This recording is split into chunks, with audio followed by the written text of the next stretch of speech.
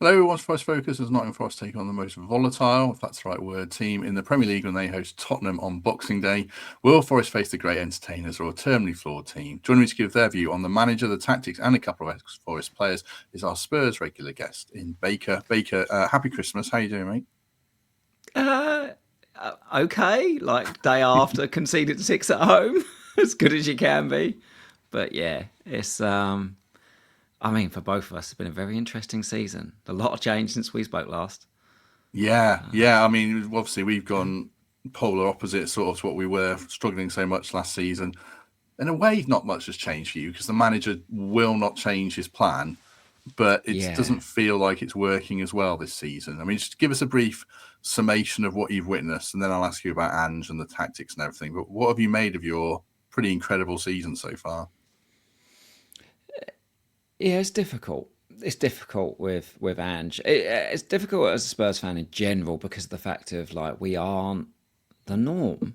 Like Yeah, we're not. Like the goal difference is absurd. Like for a team that's sitting in the bottom half of the table, like it just you don't see that, do you? You don't see a team that's like nearly even after they concede six yesterday, like what plus 15, plus 16 in the league in the goal difference. Yet sitting in the bottom half, it is all tight, isn't it? Like, that's the other thing about the league is a lot of it you feel so much still with the positions and so forth. But like we've had a few times where if we win, we're like third, and then suddenly it's like, oh well, we're not.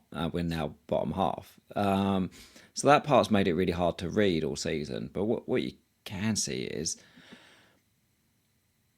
it just feels suicidal so much of the time. Like it feels like madness. It feels like you're trying to play perfection. Really, is in some ways is I always when I don't watch much La Liga nowadays, but when you used to watch Barcelona and Real Madrid play when they used to always be on the weekends and so forth, I always used to think, God, they just leave it so open at the back, but they just rely on the likes of a PK or Puyol or Ramos to do individual duel winning Pepe, those type of stuff, and it just means it's okay, and they'll score five, so it'll be all right. I feel like we try to play like one of those teams, but we don't have those players. And therefore you can do wonderful things like score three against Liverpool when they're the tightest defence in the league. But you can also concede six. You can also go 3-2 up against Man United in the week and then still find a way to make it a nervous, jittery win in the Carabao. It's just, it feels very, very unsustainable. do you think those tactics only work if you've got the best players? Even when you've got Yeah. Romero and Van der Ven, it's been a stretch. But when you've got Archie Gray and Dragoshin, who I think Archie Gray is going to be a great player, and Dragoshin looks Mm. a bit up and down. He's obviously got talent. If you've surely got to adapt to some degree, haven't you, to protect those young lads? And I'm a fan of Ange, but to not do that against Liverpool just seems mental. Yeah, that's the. I mean, what you must say, Ange isn't on the pitch in 90 minutes of the game every game. Like Mm. he must somehow have got into the brains enough to be in a position where they carry on with it. Because I don't know, like if I was playing, I'd be like, lads, I don't think we should keep doing this. It's not good. It's not good for our health, let alone anything else. Like let alone the scoreline is we all get injured. We we can see goals for fun. Maybe we shouldn't keep passing it around at the back, and maybe we should drop in occasionally. Maybe we shouldn't press madly up front, man for man. Maybe but you would say that it very much is Ange's team, isn't it? And the fact that they Mm. are acting out what he wants to do, but it does require incredible skill sets of certain individuals. So what you do find is as soon as there's an injury, everything becomes it just so much bigger than the sum of the parts. Do you know what I mean? Is when you've got a really working system, and it's a functional system. If one guy gets injured, another person can come in, and then the squad depth doesn't look okay. It looks okay, and it gets away with it. When you've got someone like Van der Ven who runs at 100 mile an hour, is 6'5", can push any striker in the league off the ball. Apart from that one that was it Isak who did him that one day where he really struggled last season. But other than that, most of the time he's a physical and presence for anybody. But you look at it and you go, well, if he's out, Ben Davies can't do that. He can't run at 100 miles an hour. So what happens as soon as Ben Davies tries to run at 100 miles an hour, he does his hamstring. He's done too. You put Archie Gray in it and you're like, well, he can't. Like I say, I love Archie Gray, but he can't do what Van der Ven does. And then you've got Romero, who's probably the best passer of a centre-back I've ever seen. It's, his ability to read the game, to pass is incredible. Whoever you put Dragicevic in, he can't do any of that stuff. There's been some brilliant stuff about having Dragicevic because Romero can't head a ball. That's obviously not good. Well, Dragicevic has managed to get sent off this season, but he doesn't seem to get us sent off as much as Romero. You're not constantly thinking, "Oh my God, what's going to happen?"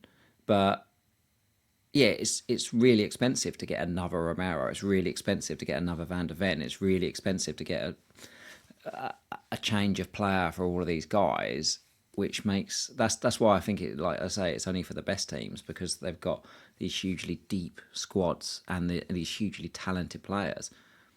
We haven't got the talent set and we haven't got the depth. Yeah. So where are you at on the manager then? Because like I say, I really like the football. I don't know. Would my patience be wearing thin? It's hard to put myself in your shoes. So what is your opinion on him? Where are you at on Ange? I think I'd feel really bad for him if we got rid of him because I feel like, the obvious place to point the blame is the chairman because you've got a manager who is really clear in the style of play he wants. There's a stubbornness there to do it, and that requires tools of a certain quality. And we are continually buying promise. You buy players like Bergvall and Gray, even Dragusin. These guys are all promising, aren't they? Odebear, who we brought in, obviously he's been almost all of these guys get injured, but they're all. You're bringing in guys that are sort of moldable, I suppose, is the hope for Ange. But you look at it and you say the team's crying out for more proven quality, and it hasn't really been backed in that way. So is it Ange's fault that he hasn't been backed? No. Do I think he should be more demanding of who he's got? Yeah. Is it easier to change a manager than change a chairman? Sadly, it's always that case, isn't it? Do I think that the players are good enough that if you had a more practical manager, we'd be in a better position in the table? Yeah, I'd do that as well. That's the difficulty. Yeah, because you had that as well, didn't you? I mean, you had Conte and you had Mourinho, and I guess you didn't really enjoy that either, did you? No, we didn't. We didn't. I mean, and ultimately, that's the ongoing problem of being a Spurs fan. It's kind of like a overprivileged thing of thinking that we, and people. I think a lot of people, other fans, wouldn't necessarily think like that. It's like Spurs think they're a big club, but they're not a big club, and all that stuff. It's actually desperation more than anything. Like when you've been so long without trophies, when you haven't hardly won anything, we're so desperate to win trophies, we're so desperate to do stuff that we don't really know what we are. We kind of want Conte and Mourinho because maybe they'll get us a trophy, but we want to play good football, and then but obviously that comes with its frailties. It's difficult. If we got rid of Ange tomorrow, would I be upset? Probably not. Probably not. I wouldn't, because I do feel like he's done enough stuff to bring that upon himself with the amount of stubbornness that we've seen. Do I think there's some good alternatives out there right now for him? Not really. No. I don't think you've had Nuno already. We've had Nuno. And we don't want him to go anywhere. You definitely don't want him to go anywhere. But there's no magic solution, is there? Realistically, we're not going to go down, and realistically, we're not going to get top 4. So in that sense, I'm like, well, maybe just crack on with Ange for the rest of the season and see what it does. My only problem with keeping Ange at the moment is genuinely think it's bad for the players' health. Like we're continually in the way that we leave ourselves so stretched. They're just tired. They're Mm, really, really tired, and then that's why we just keep. So, Ange will moan about the injuries, but the style of play we're doing is what's massively contributing to those. mm. Yeah, because you got Europe as well, haven't you? I forgot about that. Yeah, yeah, the Yeah, Thursday Sunday thing. Yeah, is a killer. Thursday, Sundays, desperately to go deep in the Carabao, and you're like, God, we've got a semi-final against Liverpool now. That doesn't look too good after yesterday. um, um, yeah, yeah, it's not easy.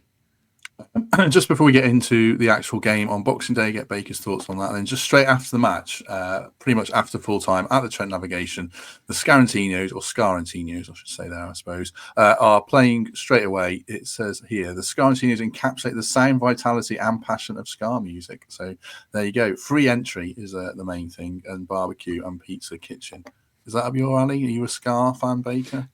I lived down in on the Kent coast, and there's quite a lot of Scar Mm. down our way. So yeah, we do get a bit of it, but not so much for me.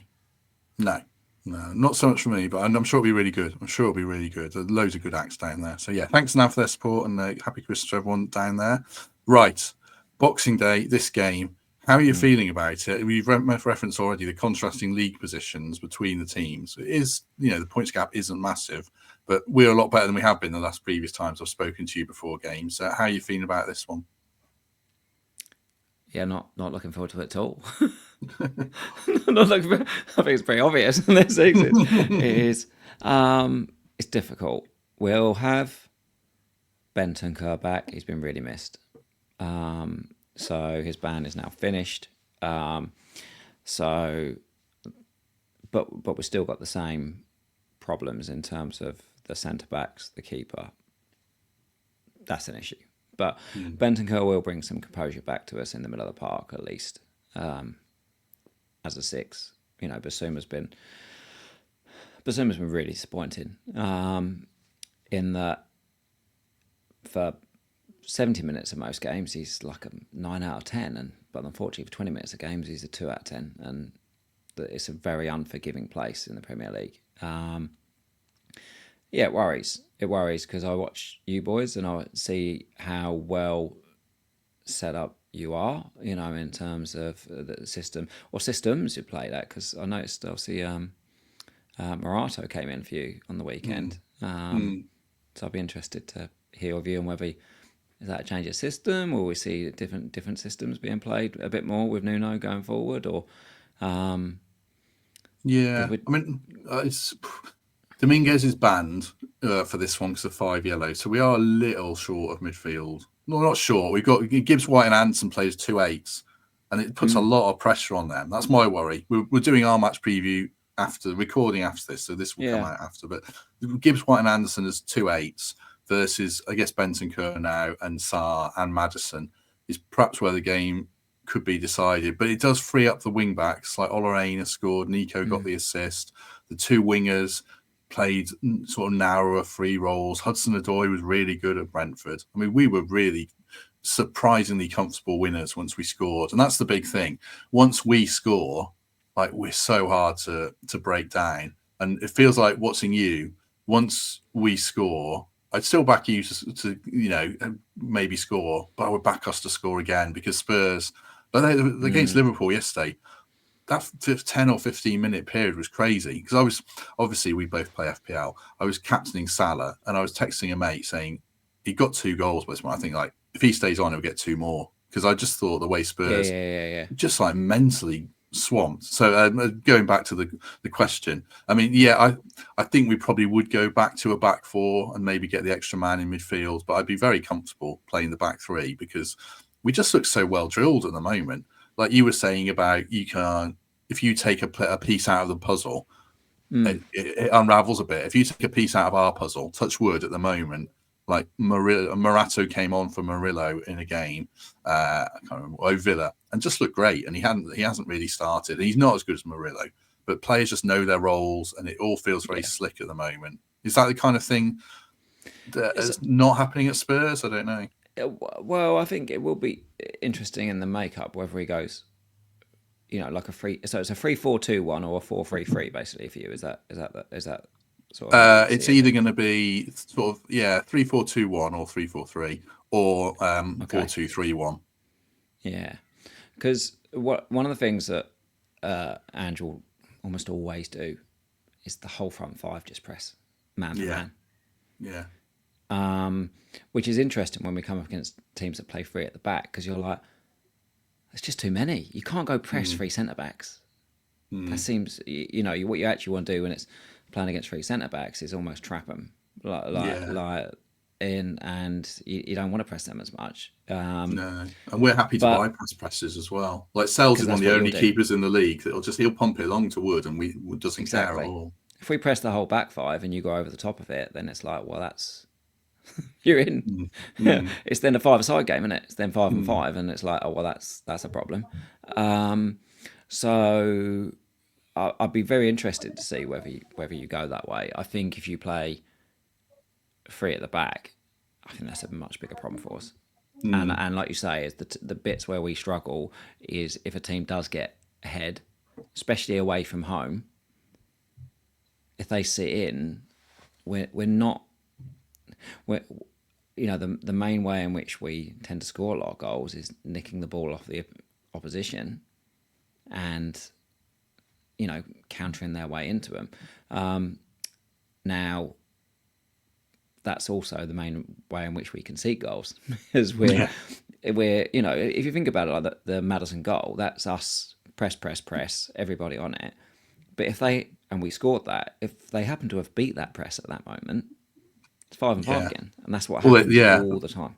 that's what happened with the third goal, really, wasn't it? Trent goes long, and then one flick, and you're in on. And Yeah, that's 46 minutes into a game. That shouldn't happen. That was just mad. yeah, to continue to do it is Mm, insanity. But yeah, I guess that's the harder read for me to try and see is how will you guys set up for it. We will regardless, what we will do yeah. is in that sense. It'll be 4-3-3. I don't know on the personnel though with Benton Kerr back, because that Mm, is interesting, because we've obviously got there's a real different nuance on whether you play Kulusevski as the right wing or you play Brennan as the right wing. mm, mm. At the moment it's Brennan or Maddison really for one place. Yeah, yeah, I think it's Benton will definitely play. One of Sarr or Basuma will play. I assume that would be Sarr.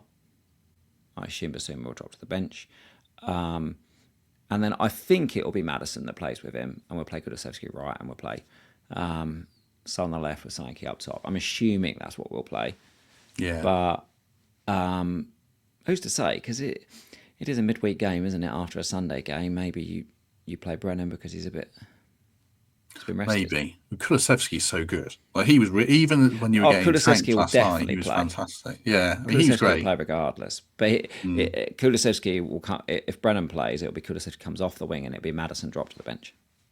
What have you made of Brennan then? Because he's got loads of goals, but Spurs fans, I'm listening to yourself on above average FPL, and check that out, everyone, if you haven't already. It's really good on Sundays, especially. I really enjoy it. Your views on Brennan are interesting because is it fair to say he's sort of problematic in the system or not? Yeah, he is in that way because he's not the greatest presser actually out of those front five. He's more looking for the reception. He's looking for, Mm. can somebody else turn it over and give it to me, please? Like he wants to score goals. That's his currency. That's the really good part to him. He will always be involved in goals whenever he's on the pitch. But that kind of makes him a better impact sub than it does necessarily a starter. What you do find is when you need somebody to help you out, either holding possession up or whether it's just stretching the team down the wing or even helping out the right back in Porro, who's not the greatest defensively. It's just a passenger in that sense. And this system is so all action that it can't afford that many passengers. And we just don't have enough people that want the ball, I would say, for us to be able to say, yes, you can have another guy that runs it. Son's evolved his game to being a man that was like just a weapon, really, of a player to quite the playmaker. Is he often slows the game down, holds it on that left side, allows the rest of the team to catch up. Is assist numbers are off the charts unreally now, and that's because he has changed his game in the last year. But Brennan just wants to get in the box. That's all he wants to do, and that's a problem for us at times. He suits a home against Wolves. I want Brennan to play. You want him to attack someone like Norrie when we've got him next weekend. Up against you guys, like he's not going to have, like, if Hudson-Odoi and Neco are over there, you need Kulusevski. Yeah, because Brennan and Nico are like their best mates, are in the Wales camp together, probably know each other's games inside out. Kulusevski's just like, he's such a there's a physically powerful runner that probably you don't have elsewhere in your team. As Solanke does it sort of through the middle, but that power to get the ball at the pitch. Solanke, Kulusevski's physicality is just absurd. You know what I mean? Neither of them are the quickest Kulusevski and Solanke, but they keep running, they keep pressing. They hold the ball, they travel with the ball. They're just much more important to the team. So they're non-negotiable as starters. They have to start. And at the moment, I think he's always going to trust Maddison probably over Brennan. What about Jed Spence then? Obviously, a lot of love from Forest fans for the season he spent here. Yeah. He's had a really miserable couple of years. I mean, I think he should have signed for us and then gone somewhere else, but that's bygones now. He's finally getting a pretty decent chance in the Premier League. What have you made of him, and do you think he'll start this game? I think he'll start. I think he's playing himself really into it. He's doing he looks the player. Like I'd like him to be starting right back, and that's just a huge compliment because we love Porro. But he got in game before last ahead of Porro. But then Destiny Udogie got an injury, so he then had to switch over to left back, and he's been playing left back since. I think he did okay against Salah. I know it was obviously it's hard to say someone did okay when we conceded 6 goals, but I think he did. He won a number of duels. He did himself no harm considering he's playing on the wrong side. So yeah, I do expect him to play. Whether it's left back, whether it's right back, I'm not sure. I'm not sure. It wouldn't. It really felt like Liverpool were targeting Porro. I think there's a lot of teams now currently targeting Porro, and they're targeting that side for us, which is why I say with Porro and Brennan, it's tough. I wouldn't be surprised if Spence and Kulusevski down the right, if Udogie's fit to play left back. Last topic, as ever, that we always ask people: which Forest players, if you're picking out, 1 or 2 or 3 max, which would worry you the most? I guess look, with Wood, it's what worries you. Like, he worries me, but he's the end product of the worry, isn't he? Effectively, yeah. But we know that we will give him those chances, and we're giving that to virtually every striker. And if they're wasteful, we get away with it sometimes. But you saw, like, Szoboszlai played false 9 yesterday up against us, and he caused us all kinds of problems. Just being in the box caused the problems. Well, Wood will just live in that box. So it's going to be Wood, in that sense.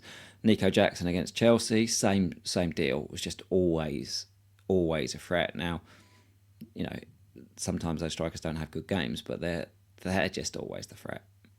Him definitely. I've been so impressed with Anderson. I think it's just been a magnificent purchase for you. So, him driving down that sort of left channel of the 8, that's a place that a lot of teams get so much room for us. Enzo against us a couple of weeks ago, just that left 8 channel, we just don't read it very well. So yeah, Anderson and Wood. Excellent. You take a point now if offered. Oh yeah, I'll take a point. No, I'll take a point any away game at the moment, but that's not our way, is it? No. it'll either be 5-0 or one way or another. It won't be a nil, probably, certainly. No.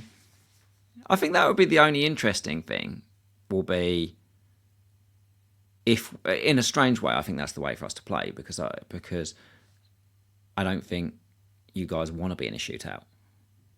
No.